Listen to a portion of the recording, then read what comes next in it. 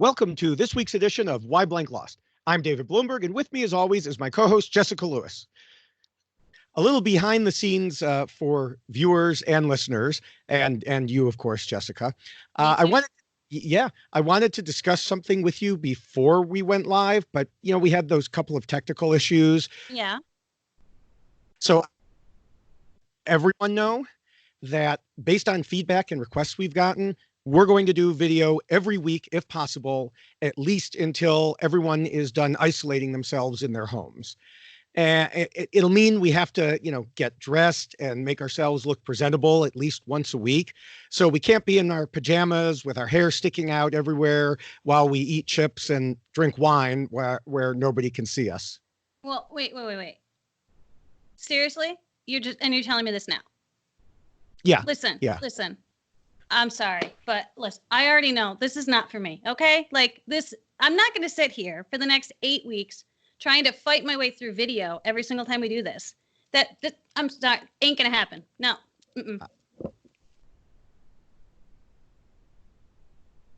Okay. Well, that was unexpected. I thought she might at least try it for a little while before she raised the flag there. First the Queen of Survivor leaves, and now the Queen of this podcast has left. But the thing is, everyone, see, I knew she would be coming back because she has nowhere to go. She's stuck in her house anyway. I'm back. So, yes, I was just saying to the listeners and viewers, I knew you couldn't go far because you're stuck in your house. It's not like there's a boat that can take you away somewhere. That is true. We're kind of all quarantined a little bit. So, can only go so far. I'm limited to my basement right now anyway. So, of course, while Jessica did come back, and we're all very happy about that, Sandra didn't. She left altogether. And now I have to admit, I'm a bit surprised she didn't at least try to stay a few days to try the merge return challenge, which, she had to know was coming, pretty quickly. But I also understand her reasoning. Why stay if there's no chance? Yeah. And that's exactly what there was. No chance. Regular listeners know I don't always agree with Jeff Probst, but he was absolutely right when he said in Dalton's interview that there was 0.0 chance that Sandra was going to win a challenge against a group of players already assembled on the edge. Right. He added in his weekly video summary that she knew there would be a big epic challenge to get back into the game. She knew she didn't have a chance, and she was right. Yeah. And in case anyone doesn't remember how she does on challenges, Jeff Pittman from True Dork Times noted on Twitter that Sandra has competed in 20 individual challenges lifetime and never won. She has the number 3 all-time lowest mean percentage finish mark. Yeah. And listen, my leaving and doing that whole bit, not poking fun at her whatsoever, because I do think that... Wait, that was a bit? I thought that was me. I mean, I even had wine. I know. I'm jealous. I didn't bring wine with me. I should have. Today's the day for wine. But I do think that there was such a visceral response that we saw on Twitter and just all through social media about her making this decision and quitting. And I understand the knee-jerk reaction for it. I do, because I think that all of us who are Survivor fans understand when someone quits how, it's just an awful thing to see. We as fans don't appreciate it. People that want to play this game see other people quit and are like, come on, if I was there, I wouldn't quit. So there's all of these immediate emotional responses that people have to someone making that decision. And so I get it. I totally understand that reaction. But I also think that we need to look at this from Sandra's perspective. I mean, Sandra has never quit this game ever. I mean, she's won twice, for God's sake. So we have to give her credit for that. We also have to give her credit for coming back and being in Fiji for 36 days for not even playing the last game. Season, Yes, coming back as just a voice of wisdom and trying to offer guidance. She did it for 36 days, takes 2 weeks off and comes back and does this again. And I think that a lot of that was probably going through her mind that I've already been out here longer than everyone. And in addition to that, what else do I really have to prove? I've already won twice, and she understands her limitations. And so I do have a respect for Sandra, because a lot of people come into this game and have expectations of themselves, or they think that they're able to do things that they're not. Sandra has learned a lot about herself and her capabilities and how she can play this game. She knows what she's good at and she knows what she's not good at. And so this idea of her expecting to win the challenge to come back in, she's certainly realizing what her non-strengths are.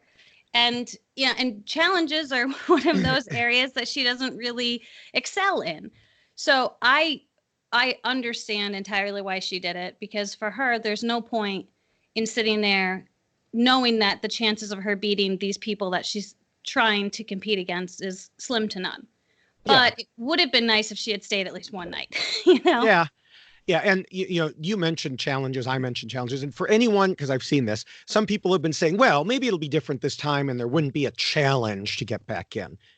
But remember, they know that's how they will have a chance to return, because even if you ignore that, we all just know.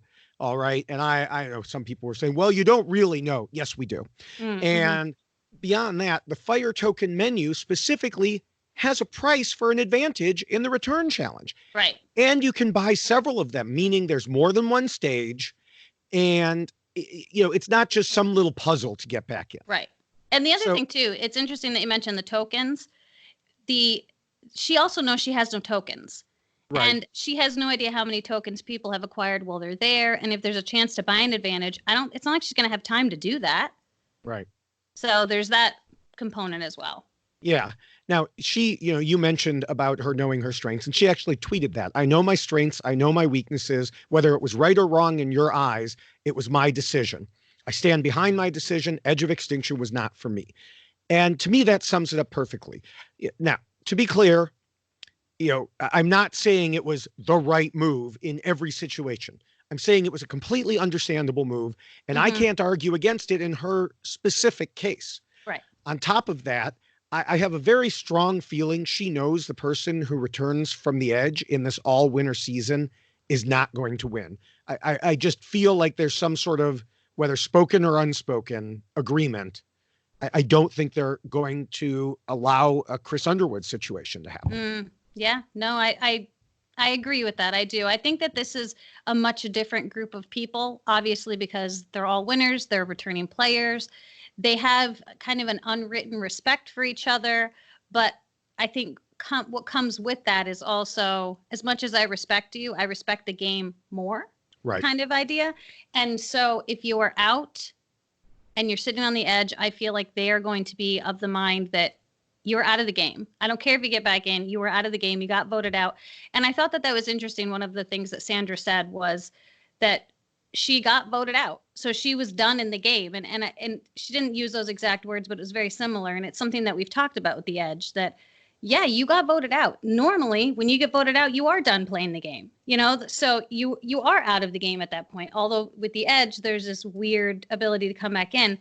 But those players know a game that doesn't include the Edge, and they understand when your torch is snuffed, you're out of the game. It'll be sad that she's not going to be on the jury, though. That would have been fun to see, for sure. Yeah. Now, you mentioned something a good point. You're out of the game. And I got into a bit of a Twitter debate with Dalton Ross when I took issue with the language he used in an article saying Sandra quit the game. Now, you used the word quit also, but you didn't say she quit the game. She didn't quit the game. Right. She was voted out of the game. She left the Edge of Extinction. Right. Yeah. The Edge gave her a chance to return to the game, but no, she did not quit the game. And, others have pointed out that the Edge has a specific game mechanic for people who don't want to stay. So from that standpoint, she didn't even quit the Edge. She just chose to raise the flag and leave. Now, either way, it's very different from quitting the actual game. She was already voted out. Yes. She already lost. We already did a podcast about why she lost. Survivor's definition of the game has historically been that when you're out when your torch is snuffed. Right. And, then there have been twists that gave some opportunities to come back into the game. And this is just one of those twists that a lot of us don't like. Yes. Yes. So, you know. Yeah. Now, in any case, I was sad to see it end this way for her. I wish, I mean, for many reasons, this is no secret to anyone. I wish that there hadn't been an Edge of Extinction. But in this case, it's because I just wish she had been voted out and done. And we didn't even need to have this discussion with anyone who think that it somehow tarnished her legacy. Yes. Queen stays queen. Thank you. I'm glad that you brought that up because I do think that it is a very extreme response that people are thinking that this tarnishes her legacy in some way. Because there was this strange component, this new added part of the game, Edge of Extinction, is now going to tarnish the fact that she managed to win twice. You know, like that's not even like, it doesn't make sense. It hasn't tarnished her legacy. She made a decision, and she made a decision that made sense for her in that moment and her particular game. And it does not take away at all the 2 wins that she's already accomplished. Right. All right. Well, now that we're done, with what was essentially a postscript to last week's podcast, we can move on and talk about last week's podcast some more, because I was half right in my prediction last week in that I correctly predicted Sele would lose the immunity challenge. Yeah, that's all. You were constantly trying to give yourself extra credit. Well, yeah, obviously. Yeah, that's what I've always told my sons. Always do the extra credit. That's true. Extra credit, always do it. But here you don't get credit for that. I'm sorry. Just because you said Sele went. Hold on. I'm marking it down. What are you marking down? I get my extra credit point. You have a point system? This is great. Yeah. I had no idea. No idea. But I do lose points because I didn't foresee Yul getting voted out. And I was also wrong. See, I point out when I'm wrong, too, although it only happens like once every season. But I was also wrong when I said that Yul and Nick obviously were in on Wendell's act when he was openly negotiating with Parv. Because it turns out he wasn't. Not so much. Yeah. So I was actually thinking of you when that moment was happening. I should have tweeted and said something. Well, I did tweet. I know, but I should have pointed it out to you. Been like, and then I would have said, "Oh, there you go, tweeting after me again." Oh, and do I get a demerit for that? You're gonna start writing that down too. All right, he's keeping score, ladies and gentlemen. Yeah. Can't even imagine how many minuses I have on that sheet. I'm sorry. I'd show you, but I ran out of paper. So. Oh. Terrible. That's so mean. Yeah, I know. But so anyway, moving on. This week we said goodbye to yet another old schooler, the last one in the game, depending on how you define it. So the issue of him being the last one will come up later as we look at Yul's game compared to the rules I originally wrote way back after season 1 and have been modifying ever since, including a couple mentions of Yul himself. As always, we'll look at all the non-spoiler information available to us from what we saw on TV, CBS All Access clips, and some interesting things from social media. The latest version of those rules, which is not for this specific season, but is for Rob or at robhasawebsite.com/blog/survivor rules, or you can get the shorter and much more colorful version of the rules in poster form at tinyurl.com/davidrulesposter2. And so you can see this is not the normal sized poster. I don't know how much of this is in screen here, but that is the extra large version of the poster that Jessica got for my birthday, which started the whole thing of the posters. But now, so I now have that as my backdrop here, but there's another new way to get it in t-shirt form. And that's what I'm here. This is the, for those of you who saw me when I was in LA, this was the sample shirt that we had gotten, and we finally got them all together, figured out how to get them in the store. And we've been hinting at it for a little while. It is now available. All you have to do is head over to the Rob Has a Podcast merchandise store to get it.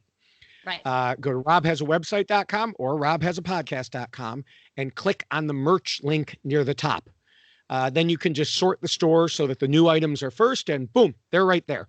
We have men's and women's t-shirts. Very exciting. People can have one just like me if you wanted to wear instead of have a poster, or, do both.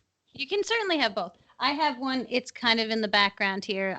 That's where I put it today. But it is 11 by 17. It does look really great in a frame. I did have someone just who ordered one and asked about the frame. So 11 by 17 glass size, and it really looks nice. It certainly is great. Obviously, yours is much bigger, but it is a wonderful size for if you want to hang it up on your wall, bring it to work, whatever you want to do. I've seen teachers have them in their classroom, which is quite awesome. So thank you for that. And and the posters are great. T-shirts, great. $20 for each. Buy them both. That's a way to do it. Just buy them both. That's right. And of course, for anyone who doesn't know, these were designed and drawn by Eric Reichenbach, designed by him and you, Jessica. So that was, all part of the surprise for my birthday a couple birthdays ago. Oh, it was so much fun putting it together. So I definitely had a good time. It turned out wonderful. I had no expectation that Eric was going to pull that off. It's great. It looks really nice behind you. I like this. Yeah. And so anyone who's just listening here, see, this is what you're missing, That's right. Sample, but so by the way, you mentioned anybody who's asking for a frame. I do have a frame that I have used in my own office. Obviously, it's not as big as the one hanging behind me. But anyone who wants to know the Amazon link for that can just hit me up on Twitter. Perfect. So again, you can get the poster at tinyurl.com/DavidRulesPoster2 or the shirts at the RHAP merch store. Excellent. All right. So we've already discussed Sandra leaving the Edge, but another topic I want to bring up before we get to the rules is the way Jeff Probst keeps talking about the old school players getting voted off as if it's because they couldn't keep up with the new school game. Rob and Chrissy discussed this on the RHAP podcast, and I completely agree. It's not a matter of the old schoolers not being able to keep up. It's not like the newer players were running circles around them. It's that so many of the old school players walked in with huge targets, as we've already discussed in those individual podcasts. Right. I feel like this was Jeff, patting himself on the back for all the twists that he's introduced. Like, oh, look at all these changes. These old schoolers can't keep up. No. Well, and what's interesting about that point is if you just go back to the first episode when Parvati and Boston Rob were talking about how they weren't being targeted. And are these people dumb? Do they have any idea how to play this game? So there was already a realization and an understanding from those players, from those old school players, that they were going to have huge targets on their back. And the fact that the new schoolers were not targeting them immediately shocked Parvati and Boston Rob. So I feel like everyone knew that that was happening. And the mere fact that we didn't see that happen immediately in the first vote, that it was a Parvati or a Boston Rob being sent home, just goes to show that the new schoolers were not running circles around the old schoolers. The old schoolers were actually pulling stuff off that nobody expected to happen in, that first episode. So I feel like there's kind of a disconnect there. Yeah.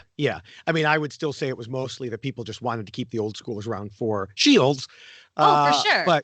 But yeah, again, it's not this, oh my gosh, these old schoolers, they're so tired and slow and, no, that's not the way it is. Right. I've also seen some people, and you know who you are, not you, say that the way things have gone so far this season make it obvious there's some full-on new schooler alliance. All the new schoolers got together and said, let's vote out the old schoolers. And I disagree with that as well. Do I think that some of the new schoolers had alliances? Yes. And we'll be talking about one, as we move forward in this podcast. But every week we've discussed the very good reasons that each player was voted out. There doesn't have to be some grand conspiracy of all the new schoolers to target someone who has a huge target already, like Rob, Sandra, or Parvati. Right. And we'll also talk about whether this came into play for Yul as we get into the rest of this week's podcast. I know, poor Yul. He's like, when are you going to talk about me? We're getting there. We're getting there. A lot of stuff to cover. Some people suggested that this podcast should just be me saying Yul and you saying Yul back and me saying Yul and you saying Yul back. And, that'd be amazing. Well, it wouldn't be exactly, awesome listening or viewing. So no, but it would be funny for a little while at least. Yes.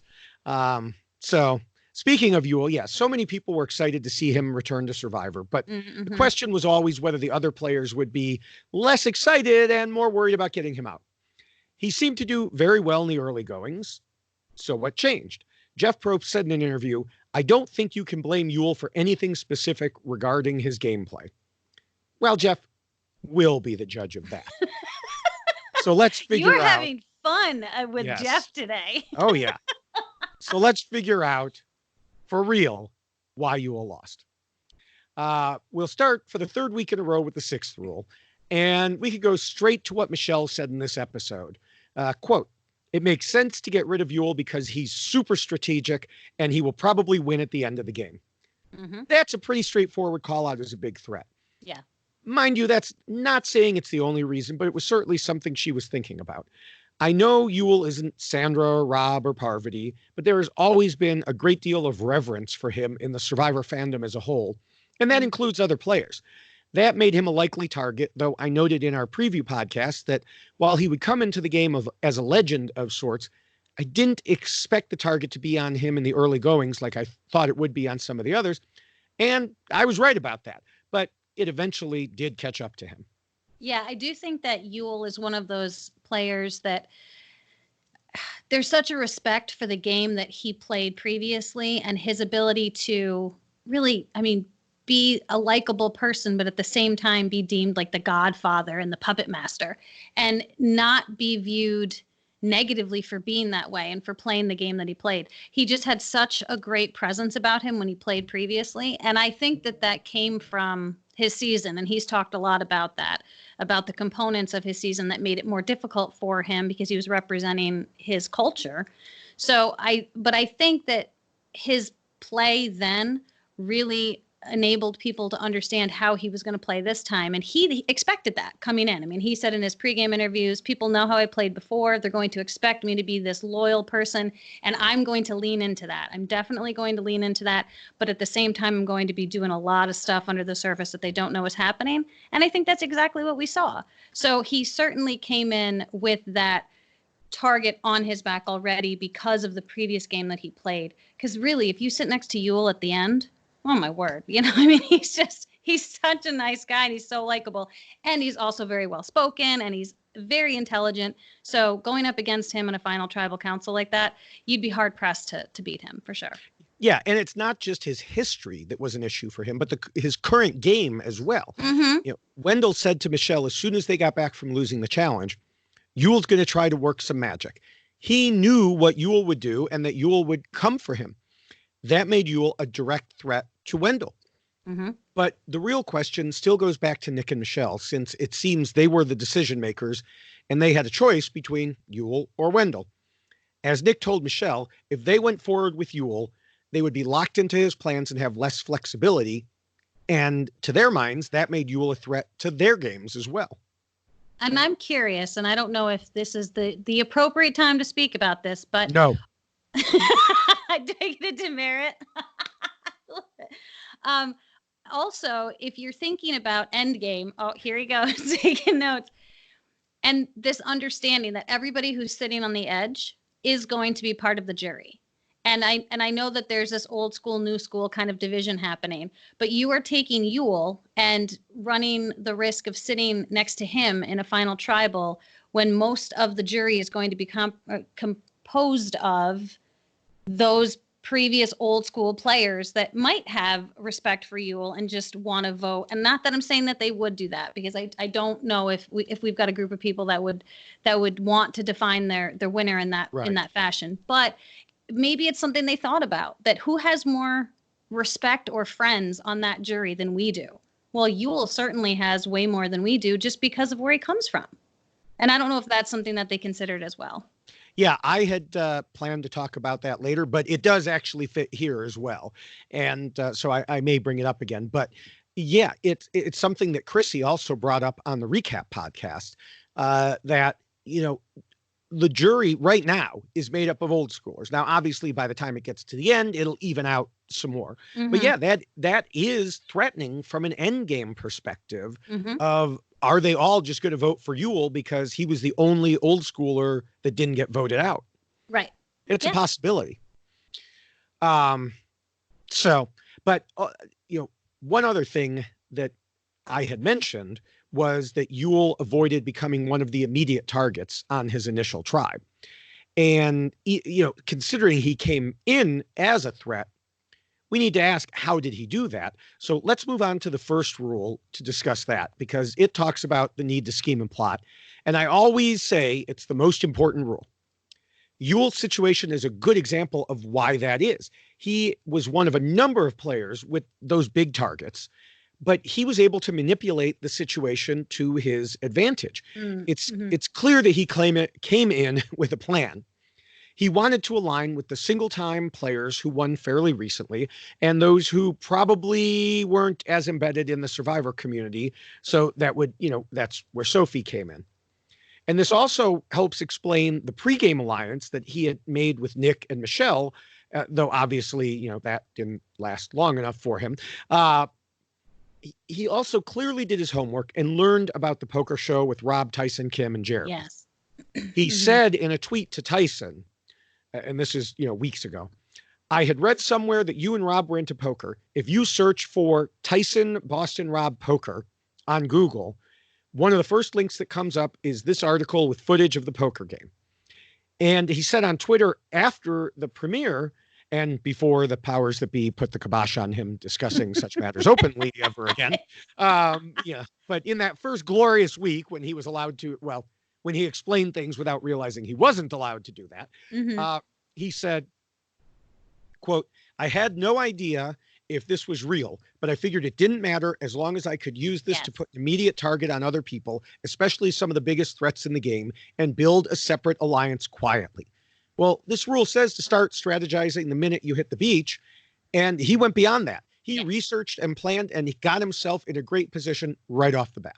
Oh, I love this move so much because this is one of those situations that we are seeing this season that we've never seen before, where those pre-game alliances or outside relationships are actually being openly discussed at tribal councils with Jeff Probst. I mean, this is something that CBS never wanted to acknowledge actually happened, and they don't want people to form those alliances. But in this season, everyone is owning it, and the fact that Yul understood that that was going to happen, and knowing that he was so far removed from the Survivor community because he really hasn't ingratiated himself into all of those things that survivors tend to do together, that he needed to find his foothold. And he did that by doing research and finding out this one strange little conversation that occurred at a poker game, and then turned it into this poker alliance that really wasn't a thing, but it was just mentioned in passing years ago, and he used that to his full advantage. And what I love about it, and this is something that we've heard Tyson talk about numerous times, if you take things that happen outside of the game and try to put them into the game, it makes it very difficult for anyone to deny that it happened, because they can't. He talked about things at Ponderosa, trying to mention that he overheard conversations happening at Ponderosa. And you can't deny that those things happened because it happened back then and not in the game. So this was kind of a Tyson trick to be doing this, but a Tyson trick against Tyson. So it was really incredible to watch it happen, and that people really grabbed onto it, and it caught momentum, and all he had to do was put it out there. And then he just kind of let it go. It was wonderful television, and it was wonderful strategy because it made people start to think. Other people were starting to put relationships together, and it was even spreading out outside of just those people. Like, was Jeremy Collins even at that game? Like at the poker game? Yes, I believe he was. Okay, because Amber got sucked in because of Rob, but it just seemed like it had tentacles, and it just kind of kept bringing people in. So it was really an interesting thing to watch, and a wonderful strategy for him walking in. Yeah. I mean, everybody's always looking for the first person to boot off. So any reason to do that and making up a whole conspiracy, a whole alliance. I mean, hey, that's great. And he also had other elements of scheming and plotting as well, which is not a surprise because remember, this is the guy who was pulling strings like a puppet master on his first season. Again, in his season premiere tweet, he discussed how he influenced people, saying, in general, I try to avoid telling people what to do or being too obvious with my opinions. I found it's usually more effective to share enough information and frame it in a way that it will lead to a natural conclusion, but stop short and ask the person for their thoughts/advice. Once they hopefully reach the conclusion on their own, I'll agree with them. That way the person feels a sense of ownership and control. It's less likely that things will be attributed back to me. And that's a good way to avoid putting yourself out there too much and drawing a target. Earlier I said about Sandra, queen stays queen. Here I would add that with this strategizing, Yul stays Yul. He stays the puppet master. Yes. For sure. Well, I do think that his approach to all of the conversations that we saw him have were always very open, and there never seemed to be this sense of like, there was no anger. Even when we saw that conversation with Wendell, when he apologized to Wendell as he was pointing out some of the issues and concerns that he saw in tribal council and Wendell's conversations and things he was saying, he literally apologized in the middle of that conversation. And I think to really make it seem as if he's not trying to tell Wendell what to do, and he's not trying to point out faults of Wendell. He's letting him know how he feels, and I'm really sorry. I hope you're okay with this. So again, it's being mindful of the other person when he's talking to them, but also being mindful of the game as he's having those conversations, because he knows that those conversations can have an effect. And then he uses it to his benefit when he sees other people having conversations differently. When we saw Wendell and Michelle talking and he overheard that conversation and it didn't sound like the same conversation he had with Wendell. And then he used that to his advantage with Michelle to point out concerns with Wendell. So he has a wonderful way of utilizing the way he speaks to people and the way that other people speak to each other. Yeah. Yeah. All right, well, we can move on to the second rule, which says not to scheme and plot too much or too openly. One question is whether Yul talking to Wendell about his concerns, like you were just mentioning, would fall into this category, or whether it caused Nick to worry because Yul showed that he was willing to turn on an ally. There's also the question of whether the scene we saw of Yul talking about how to get fire tokens impacted on this rule, because he was doing some manipulative calculations about the whole situation. And it seems like producers at least wanted us to believe that this was what put Yul in danger. Now, I don't think either of these was a specific inciting incident that caused Nick to balk. Rather, I think that over the time they worked together, Nick got a deeper view into Yul's overall ability to plan, which led him to the conclusion that we discussed already in Rule 6 about Yul locking them into playing a certain way. Yeah, I do think the fire tokens was just overdone this whole episode. We've already seen the conversations had between Wendell and Parvati with the fire tokens. So this has already been a thing that has been discussed openly, even again during tribal council. So I don't think anyone would be looking at that and being appalled or shocked, because It's been discussed and people have talked about getting fire tokens. And, it was a very open dialogue that Michelle was having with Yul about the fire tokens. And so I don't think that the fire tokens came into play at all with people being concerned that he was scheming and plotting in relationship to the fire tokens. I think it had everything to do with all the other reasons we've talked about with him being a threat. It had nothing to do with the fire tokens. That was just smoke and mirrors. Yeah. Now, I do wonder if Yul had maybe a little too much confidence in his pregame alliance with Nick and Michelle. It seemed like he was pretty certain they were going to vote with him. And it was interesting that when they were talking about the vote, he told Michelle, "You have nothing to worry about."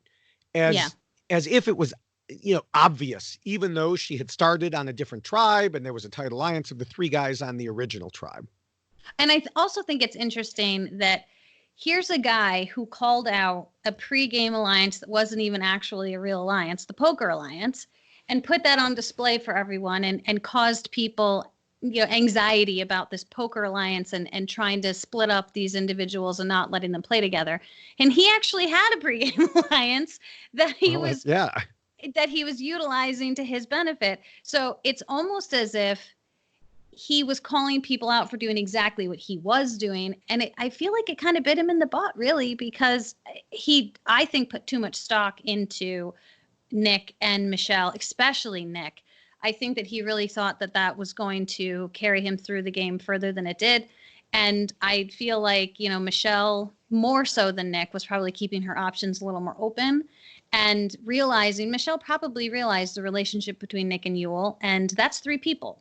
So, who do you want to go with three or do you want to go with one other person? Because at some point there might be a split. At some point they might have to vote for someone. And if she's feeling like she's not as significant to Yul as Nick is, well, then maybe she's thinking, I got to jump ship and find someone else. And, who knows if Nick was having that same conversation with himself. But I'm curious if that pregame alliance ended up hurting him as opposed to helping him. I don't think it would have hurt him per se. I just think he had to remember kind of like what we were talking about, how tight is a pregame alliance? How long is it going to last, really? Right. So, all right. Well, next up is the third rule, and which talks about being flexible. As we've discussed, Nick was worried that they'd be too locked in if they went along with Yul. But how do you think Yul did here? Well, I think that Yul did a nice job in kind of seeing where the tribe was at and determining what direction he wanted things to go. And so he wasn't necessarily locked into any one thing, like the first vote for Amber that we saw, where it was they needed to pick a person and it was going to be one of these three. And he wasn't locking himself into any one of those three. He was keeping his options open and kind of listening to what other people wanted. So I feel like he did well in taking into account what the desires of the other people were and then kind of formulating that plan and making it happen. So I think his flexibility was good, but I also do feel like he was steadfast in working with particular people, like we've talked about with Nick and Michelle. And so he wasn't as flexible in his willingness to divide or pull away from those people and was feeling a little too sure of himself as far as that alliance was concerned. So it was interesting to see him this episode talk about the prospect of voting out Wendell, but he didn't talk about the prospect of voting out Michelle or Nick. It was always just Wendell. Yeah, that's true. I was thinking along more longer term lines, flexibility, but you're right. Why didn't he talk about voting out Michelle? I mean, maybe he did and we just didn't see it because, there's only so much we can see. But I think on a longer term situation, I thought he was doing well because he had his one-time player allies. And then he also worked with the Sarah, Tony, Sandra group. And I think he fully intended to turn on that smaller group when the time was right. He just never had a chance. Right. But, on the flip side, he put the crosshairs on Kim, but then he saved her. He told her she'd be okay in that Amber vote and then reached out further to work with her. So I think Kim could have been an ally at the merge if he made it. And that meant he had several different directions he could have gone at the merge. And I think that the type of flexibility that Nick worried about was the flexibility that Yul had already been building for himself. But Nick was just one spoke off of that while Yul was the hub. Yeah. So Nick wouldn't have had that flexibility. He couldn't have jumped to those other groups because Yul was really the connection there. Oh, yeah, that's a great point. So Yul would have had that flexibility, but Nick wouldn't have. Yeah. No, I think that's a very legit thing to focus at is when you're looking at how an alliance is formulated and how it's working, there's usually one person who is a little more in charge than the other people. And at some point, the other people are going to start to look at it and go, what are we doing? This person's going to get credit for everything we're all doing. We got to flip the script and we need to change this up.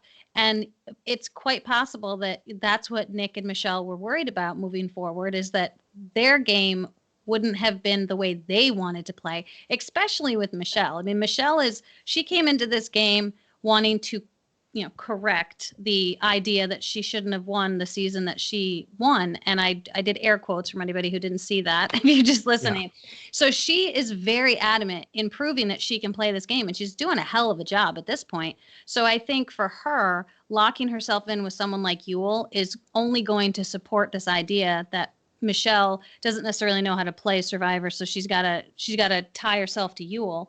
So good for Michelle for showing that, no, I don't need to do that. I'm going to forge my own path and I'm going to go this direction. So I think that was probably a huge reason for at least Michelle and likely Nick to vote out Yul.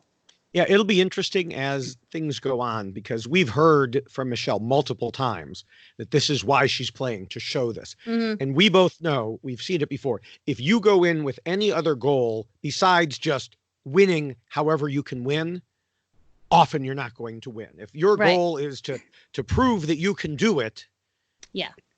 then you're not really necessarily, and I'm not saying Michelle has done anything wrong because I haven't seen anything wrong that she's done. I'm just saying if this path continues, it would not surprise me if at some point we're talking about why Michelle lost, and it's because she was more focused on proving herself than on winning. Now, Yeah. the thing may be we may be seeing these quotes because she ends up winning. I don't yeah. know. But it's just one thing to keep in mind. It's, we've seen it before with others, like Big Wendy's goal was to save the chickens, Yeah. Now this is way different from that. But again, if you're making decisions not just based on winning, but based on winning a certain way, Yeah. then, we'll just have to see if it comes back to bite her. Yeah, I mean, so far, I feel like she's doing a really good job balancing Yeah. all of that out. And she got some really badass music leading up to Tribal. So I'm like jealous of that whole setup. That was so Better be ready. Oh my God, it was so good. So yeah, that's definitely good for her. Like I'm very proud of her. I think that's great. Back All to right. Yul. I'm sorry. Back to Yul. Yeah, well, that's fine. So I thought you said back to you, like we're on some news show or something. No, Back to Yul. you, David. Yeah. So we can move on to the fourth rule, which tells players not to let their emotions control them. And I don't think Yul had any problem here. He made No. decisions based on how they would impact his game. It's kind of funny. We were just talking about the Michelle thing. If that comes into play, this might be where we would talk about it. But, for example, he had indicated on Twitter that he felt bad about voting out Amber first, but it had to be done. Yeah. And he is probably one of the most analytical Survivor players we've ever Yeah. seen. You want to talk about doing computations in your head, it's this guy. So I don't think ever was there any emotional component coming into it. It was really, how do I further my game and how best can I get to the end? And he did talk about that too, with the having the shields and how that benefit his game versus this idea of taking people like that out. So I think he didn't have any issue at all with this. Not Right. at all. So we move on to the fifth rule, which I think is another place, a similar answer because it's about the social game and reminds players to pretend to be nice. I don't think he had any issues here either. Do you? No, he didn't need to pretend. Yeah. He's just a really nice guy. Right. And for anyone who has not read his Wikipedia page, I'm just going to throw this in here. You got to read this guy's Wikipedia page. I mean, it is incredibly impressive. You want to talk about someone who has taken life and just lived it to the fullest? It's Yul. For sure. So just check it out. I'm just going to throw that out there. All right. Now, we already covered the sixth rule, so we can just move on to the seventh here, which covers idols and advantages. Now, Yul didn't have either. I would say fire tokens fall into this rule, and we already discussed how he was trying to figure out how to get some. I just don't think it really factors one way or another into his loss. No, I don't. I do like that he split up his fire tokens and gave one to Sarah and one to Sophie. I appreciate that. That was a good move. But yeah, I don't think those tokens had anything to do with the decision. I really don't. I really do think that this group of players is appreciating the idea of tokens and what they can do with them. So I don't think that they would be faulting anyone for trying to utilize that as a negotiation tactic. Yeah. All right. So we move on to Appendix A, which is about the rest of the tribe keeping their end goals in mind when voting. And as we near the merge, it's less about voting out the weak or the strong and more about setting yourself up to have good allies. The members of this tribe knew the merge was coming shortly, if not immediately.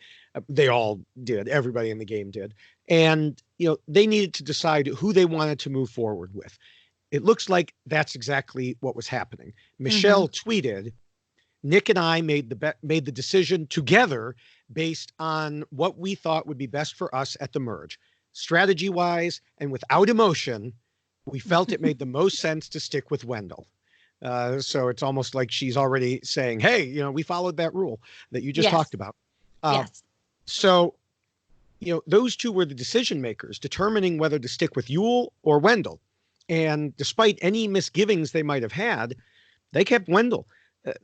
But I don't think at all that this was a slam dunk because Nick posted to social media, at least to Facebook, maybe elsewhere, how he had hoped the four of them would indeed be the final four, and losing that challenge was horrible for him. But he had to make a decision that was best for his game. Mm-hmm. And I also am curious, and I could be wrong. This is my conspiracy theory kicking in here, but I do feel like, I know you love this, right?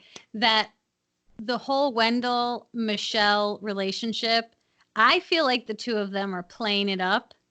Oh, okay. Well, that's okay. my theory.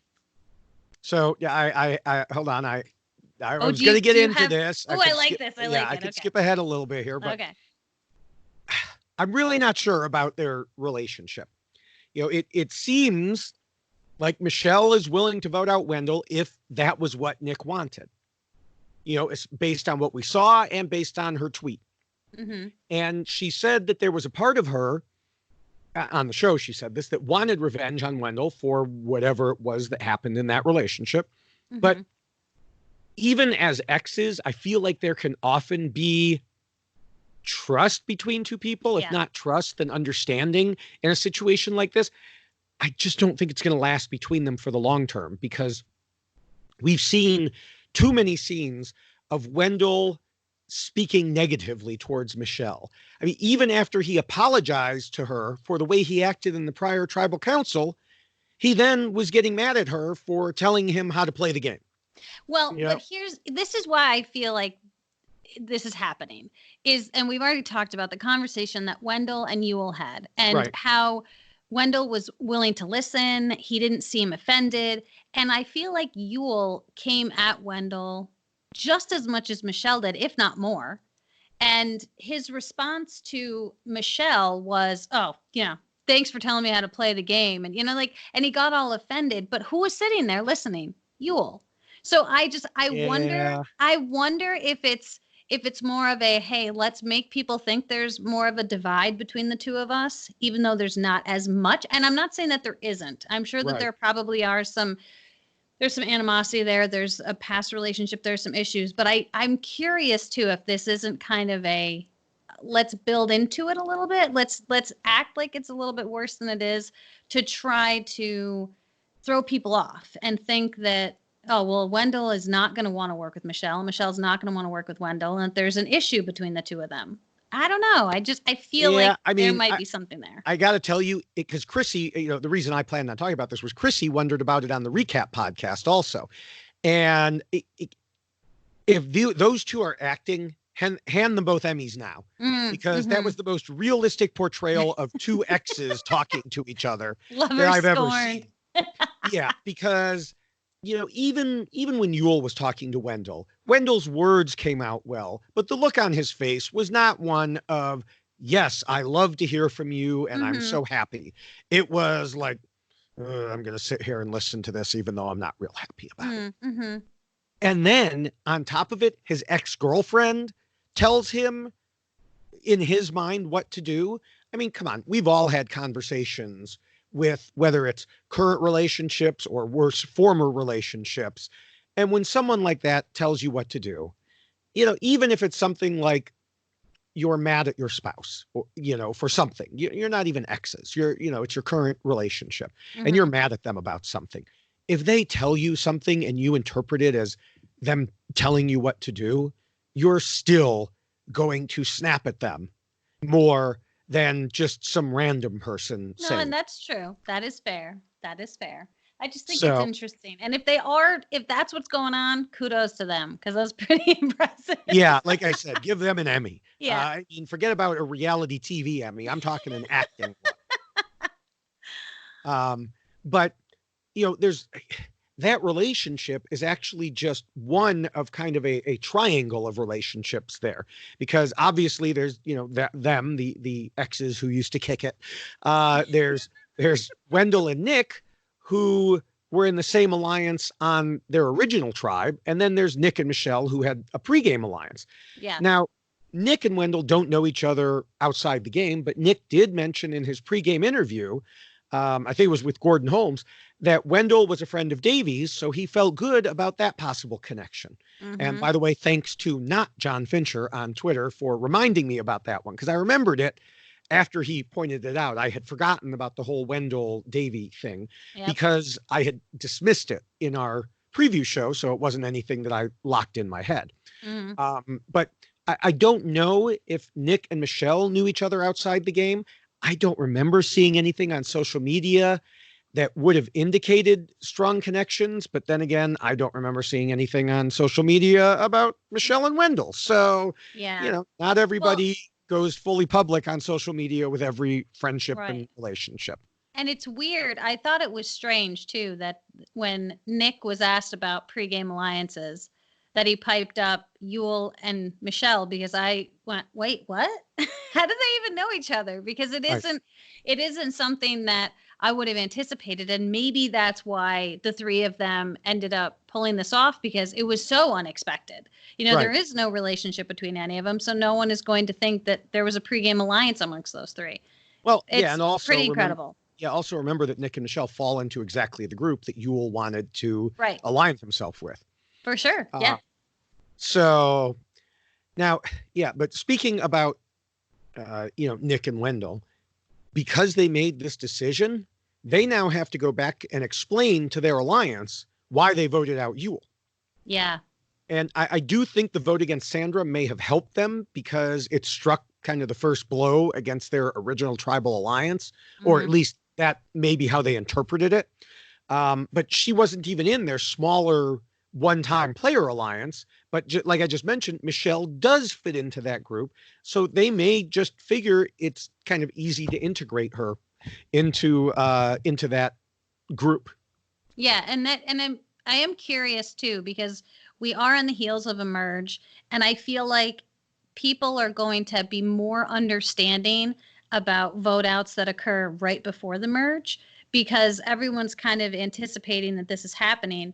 And though we didn't mention it, as far as Yul is concerned, he's a very good, he's great at challenges, so if we're talking about individual immunity, he's got a very good chance of winning individual immunity just based on his physical abilities. So I think everyone kind of thinks about that, getting closer to a merge, and there's probably going to be this like, okay, well, that makes sense because we are on the heels of a merge and he could likely win. So I don't feel like there's going to be a whole lot of blowback. I think Sophie is going to be very upset to see that he's gone.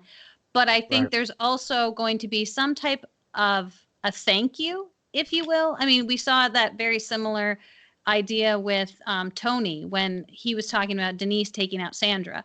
There is kind of like this, oh, good, you did it. I didn't have to. So you're going to get credit for it. But it's done. Now it's done, and I don't have to worry about that later. So that might be something that Sophie looks at and says, well, now I don't have to worry about voting out Yul later. It's already done. Yeah, but it was her nerd shield. So for sure.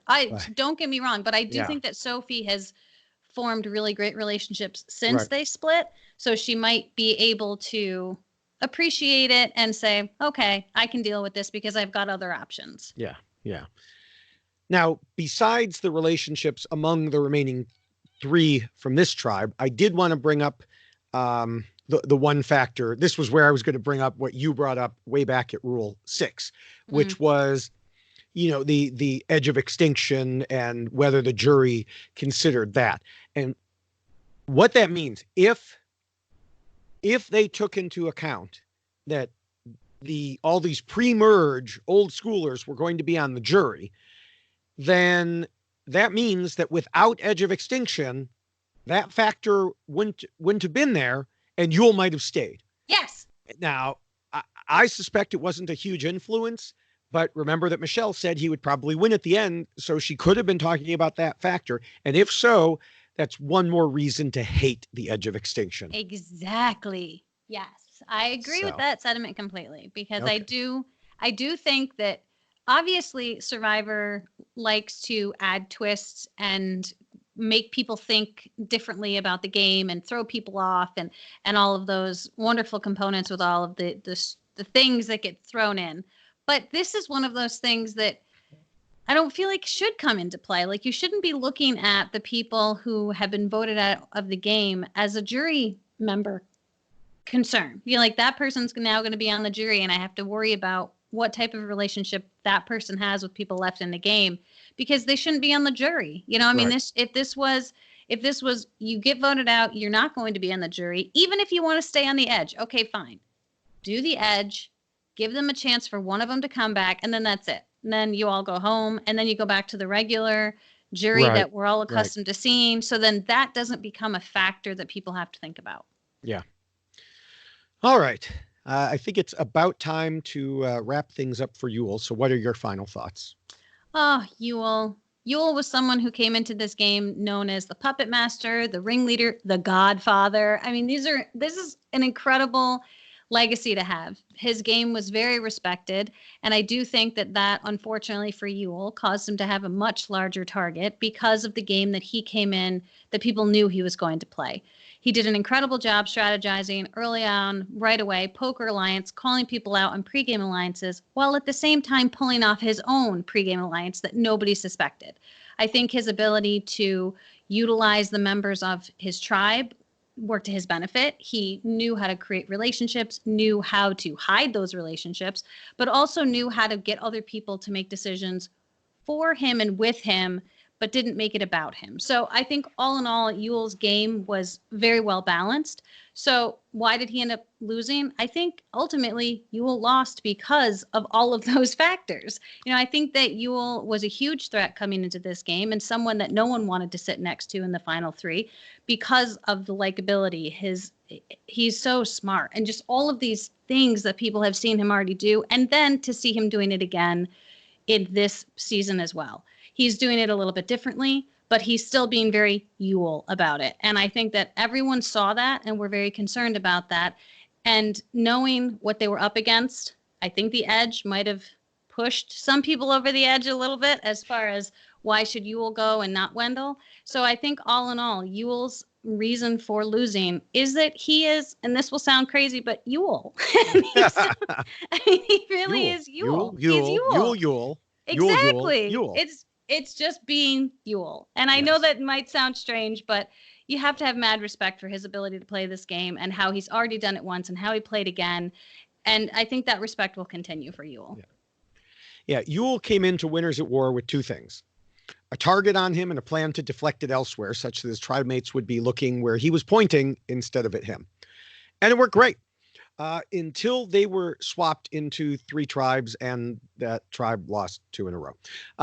In theory, he should have been in a good position. He had two members of his tribal alliance and another member of his pregame alliance. But without others to point at anymore, his tribe mates started to see the target Yul himself was wearing. Yul also did a good job of setting himself up to be flexible with several different options, for the long term. But Nick was one of those options and seemed to realize that if he went along with Yul, he would lose flexibility. After all, a hub can go in many directions, a spoke in only one. And Nick wouldn't want to be the spoke. He was working with Michelle to make the decision on how to proceed. Going to the merge with Yul would give them fewer options than going with Wendell. And if Yul made it to the end, he would very likely win, as Michelle said. Yul did a good job dodging the label of being a threat for a while, but the tiny tribe made it hard to hide. And it wasn't just his reputation coming into the game, but the way he was playing this season. As I said earlier, Yul stays Yul. But that affected Nick and Michelle in particular. They realized that for the good of their own games, he had to go. And that is why Yul lost. Ah, Yul. Yul. All right. Well, before we get to our predictions, I want to remind everyone that the rules we just discussed are now available in both poster and t-shirt form. Yes. For the shirt, go to robhasawebsite.com or robhasapodcast.com, click on the merch link and sort to see the newer items. For the poster, again, not as big as the one behind me, go to tinyurl.com/DavidRulesPoster2. Yes, and if you are outside of the United States and would like to order and you cannot do so, we can't do the so poster. through the poster through eBay. Contact me through Twitter. You can DM me and we can make it happen. I can get it to you. Yes, the shirt, don't contact us. That's a totally separate shop. So that's the RHAP store. So now it is time for predictions. The merge is here. And that It throws is. everything up in the air in Yeah. terms of predictions because Yes. we're normally so right. Um, Exactly. yeah. I don't know what you're talking about. Uh, we talked about how Nick and Wendell are going to have some splaining to do. Plus, they're going to want to bring Michelle into the alliance. Now, Sophie, as we mentioned, won't be happy to see her nerd shield gone. But she's tight with Sarah now, kind of like you mentioned. And she may even want to work with Ben and Adam, even if Adam is apparently being very annoying. Yeah, Tony and Jeremy seem to have bonded. And Jeremy is probably happy to continue working with Denise, who saved him, who of course has also been aligned with Adam and Ben previously. And Kim seems like she fits into that group as well. So basically, my conclusion is everyone is connected. That was a great, like, wow. My Yes. mind is blown right now. That was Well, awesome. I it could does not see make the, things, the tree forming. Yeah, all the little branches. Yeah, that's good. I like that. yeah. Great And it recitation doesn't right make it there. any easier to pick who's going to go. But now we add in someone returning from Edge of Extinction. And that's going to, it has the potential to throw things into a bit more chaos. Or does it? Dun, Because dun, it dun. seems like this time the returning player won't come in with a magic idol unless they buy it. But I suspect everyone's going to be buying challenge advantages with whatever tokens they have now. I feel like whoever comes back could be an easy target, especially if it's someone like Rob or Tyson. And the only one to whom this might not apply is Natalie, considering that she's a beast who also has multiple fire tokens. Natalie returning is a very real possibility, except she's virtually disappeared from Edge of Extinction on our TVs. Right. So that makes me think it's not her. If she does come back, Jeremy will probably want to keep her around, which could set off a chain reaction that could just blow everything up.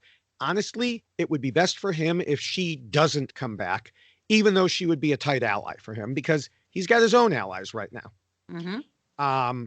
So, I'm going to go against the conventional wisdom that's going to be Natalie. And I think it will be Robert Tyson. I'm getting a gummy bear. This is great. Well, I like this. I'm getting some gummy bears. Yeah. Part of me, I should quit now and make you talk with gummy bears. I'm done. Go ahead.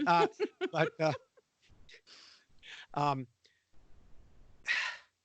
of me thinks it'll be Rob. He just found those 3 fire tokens. He declared himself the best there ever was. How many does he have now?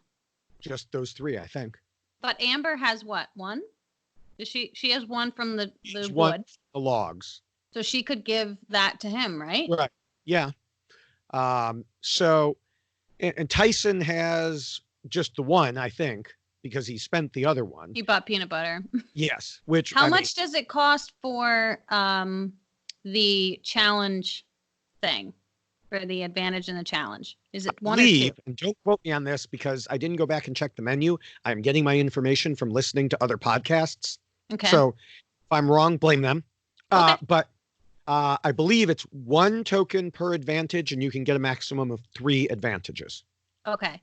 Oh my goodness. Okay. So you could buy 3 advantages for the challenge. Wow. Don't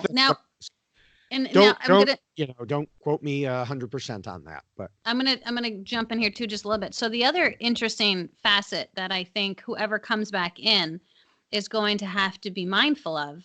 Let's say the only option for an idol is you buy it. That's it. Like there's no free idol like there was when Chris Underwood came in. Or not Chris Underwood. It was Rick Devens at that point, right? Well, Rick and they both got 1. So everyone who is playing is probably going to assume that whoever walks back into the game is going to have an idol. If they're following the same logic that they previously did when they had Edge of Extinction, that person comes back with an idol. So is that going to make people more or less likely to vote for that person? Well, okay, first, let me make an official pick as to who returns. Okay. Because I was debating there. I think I'm going to go with Tyson. Even though Rob has more tokens, I think that Tyson may just be able to handle the different aspects of the challenge better. And that's a fair point. But either way, I don't think it will matter. I think whichever one of them returns, it's going to be a revolving door. You're back out. You think so? Yes. I just don't think that they're going to, keep him around. Because, I mean, there's no more old schoolers left. Who's going to want Rob or Tyson still there? Right. Now, if we look at it too from if we go back to the Shield idea, someone like a Jeremy Collins or a Tony might really like having a Boston Rob or a Tyson back in because they're a shield for them. Yeah, but are they really going to be able to convince all their allies that this is a good idea? Are they going to go all in on something like this? Also, if there is this idea or this silent agreement, if you will, that whoever returns from the Edge is not going to win, then people might not care and be like, whatever. We're not going to let them win. We'll let them hang around for a little bit, be a little bit of a shield for us. Yeah, but the thing is, at the merge, it's like the beginning of the game. Whoever the easy vote is, let's get rid of them. And I don't disagree with that. I'm just trying to think. I'm trying to put myself into the mindset of someone like an Adam, okay? Because Adam, we've seen this season take very big risks and approach things from a much different Adam Klein angle. Like he went at Boston Rob with the Parvati vote, and I love the Adam we're seeing. I like that he's taking a lot of risks, and he seems to be willing to do things that are against the stream. And I could see someone like Adam trying to utilize the person that comes back from the Edge of Extinction to his benefit, because Adam he's been in a bad way. He's upset some people. Ben and Sophie and Sarah are not huge fans of his at this point. I know he's got Denise, and maybe she'll take him back in, but she was also frustrated with him because of the whole Rob thing. So I'm curious if someone like Adam could try to use that person to his benefit, and then it could come back and bite him because he's going to be trying to play both sides. I feel like with this Adam play both sides in this season? No way. I feel like someone like Tony could probably get behind that idea too of, let's use this person.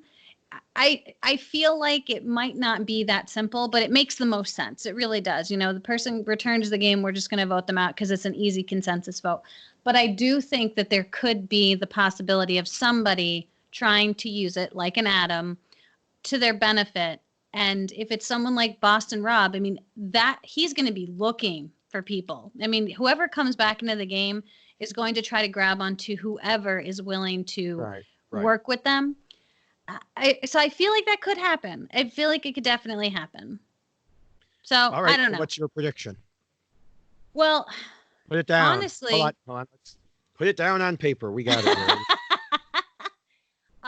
I want to believe that the person who returns from the Edge doesn't get voted out immediately, just because it would be interesting to watch. And I would see. Here's all right, conspiracy theory time. You ready? Here it goes. There we go again. I know. And not that this is going to happen. I mentioned this to somebody, and I feel like this would be. They told you were crazy? No, they didn't tell me I was crazy, but they were like, oh, that would be really great to see. Ethan has been getting a whole lot of Edge time. I have my own theory about Ethan, so go with yours first. Okay, all right. So definitely a lot of Edge time. People seem to be really getting behind him, and there's a lot of support for him, and there should be. Ethan has been to hell and back and survived. He is a true survivor.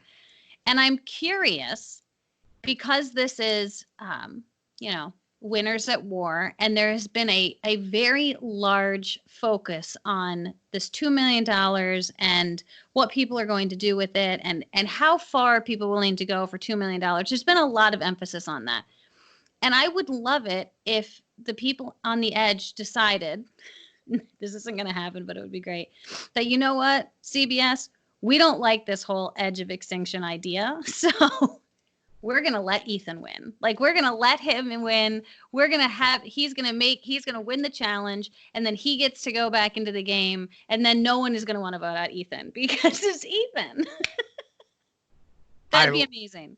I like the idea, especially because it says kind of FU to the Edge of Extinction. But Yes. I also think my idea of voting out the person who gets, back from Edge immediately also kind of says that. So I like that too. For sure. But I just don't see, $2 million is here. I know. I don't see someone like Natalie, who was voted out first, saying, yeah, I'm going to hand it off to this guy who I just met. And that's true. Even though he's amazing, I just can't see it. So what is your theory about? My theory about, so is that your official prediction that Ethan is going to return? No, that's my conspiracy theory. So what's your official prediction then? I think Parvati's coming back. You think Parvati's coming back, and who's getting voted out? So you're trying to get away without making an actual prediction. No, I'm going to make a prediction. So here's why I think Parvati is coming back, because I feel like it's one of those where everyone's focusing on these fire tokens again, right? And it's not going to matter. It's whoever's just going to win the challenge. And I realize you can buy an advantage in the challenge. I don't know if it's necessarily going to help, because we saw Boston Rob screw up on the puzzles, and that was a big deal. And so I don't know if they're trying to build into this, moment where he's going to flop on the puzzle. I don't know. But for some reason, my gut is just telling me Parvati. So I'm going to go with Parvati coming back. And my other gut is telling me that who's going to get voted out is Tony. Okay. So I can see that. I could certainly see that as a possibility. That's so you have my conspiracy theory, and then you have what my gut is telling me. Yes. So there we are. I will say, if I'm right, and like Robert Tyson comes back into the game and immediately gets voted out of the game, we're going to have like the shortest podcast ever. It's very true, because we've already done it once. Right. We could just hit replay. Yeah. So, okay. So here's my bonus prediction. Okay. Related to Ethan. So DJ LaBelle Klein, well known from the Wand-Off, noted on Twitter that the conversation between Ethan and Parvati, it didn't really need to be on the show. Exactly. But it was, and it showed that Ethan is concerned and, various things.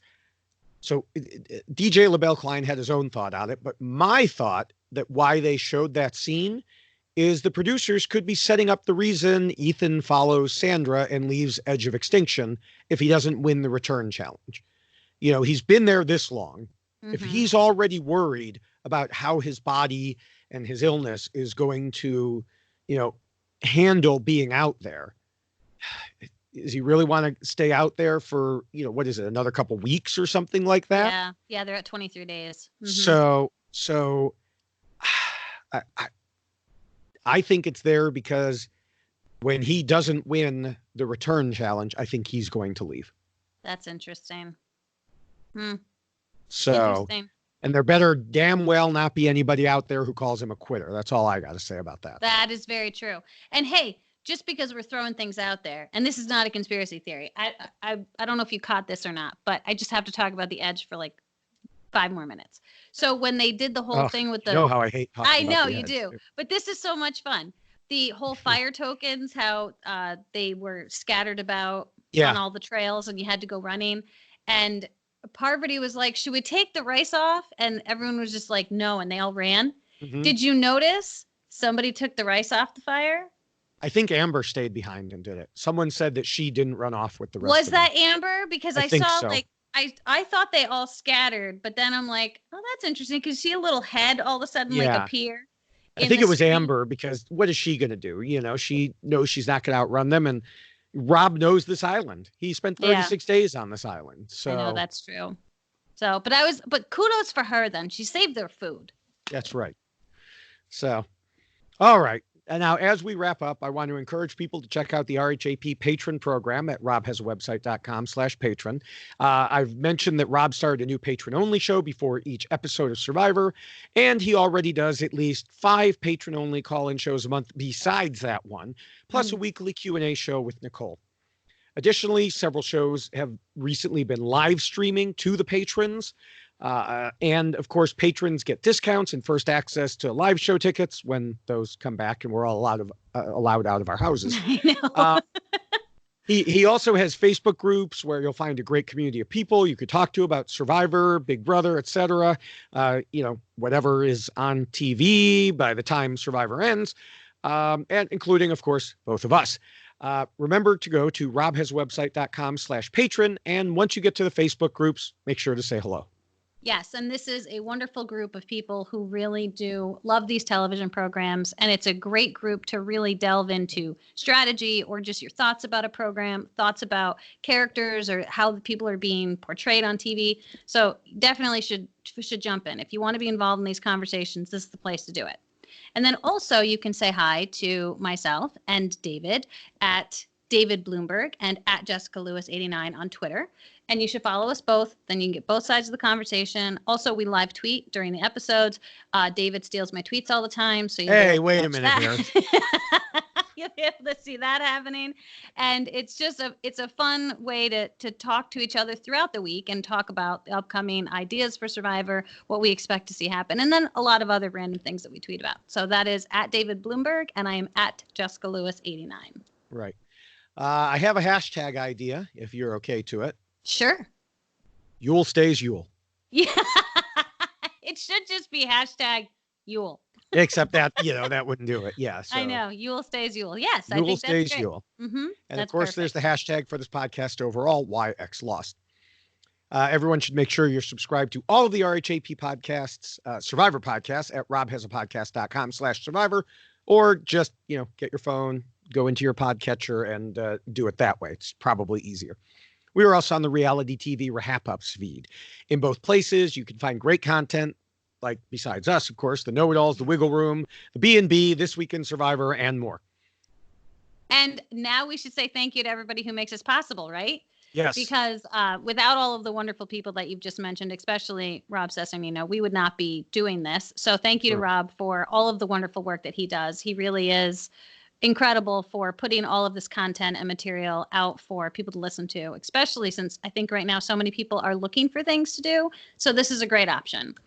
We'd love to thank Scott St. Pierre, who does all of the editing for Why Blank Lost. And also thank you to Will from America for the incredible theme song, which you don't see with the video podcast, but you will hear if you're just listening, right? Is that the way it goes? That is correct. We could sing it, but it would be bad. It would be bad. Just listen to the podcast. Yeah.